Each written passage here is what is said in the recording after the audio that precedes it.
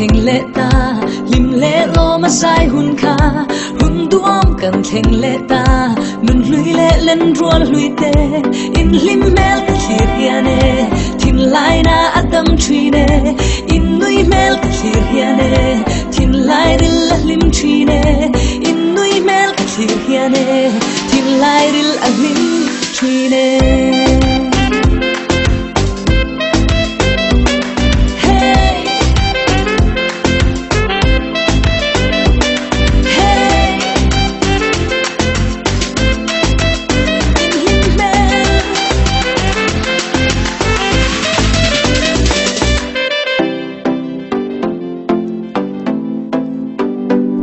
Chung tu ni pui a her liama len kol po a eng roi mai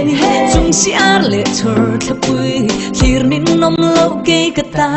in lim mel khir hiane thin lai na dam tree ne in nui mel khir hiane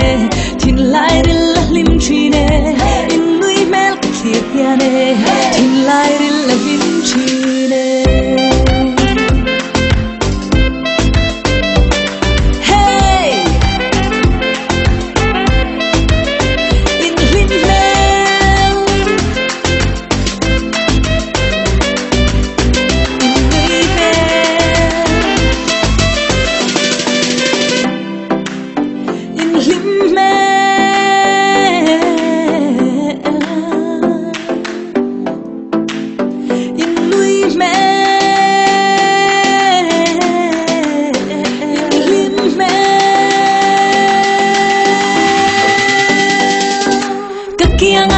Galula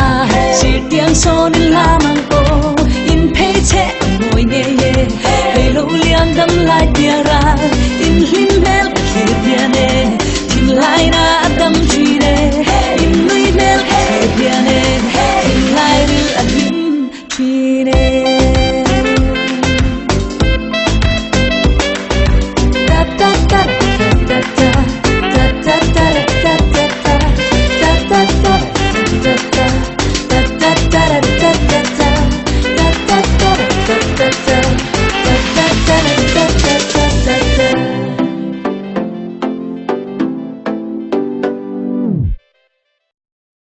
Chung tu ni pui a her liama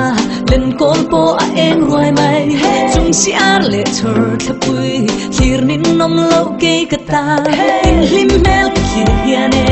thin lai na dam tree ne in nui mel khir hiane thin lai ril lim tree ne in nui mel khir hiane thin lai ril lim tree ne.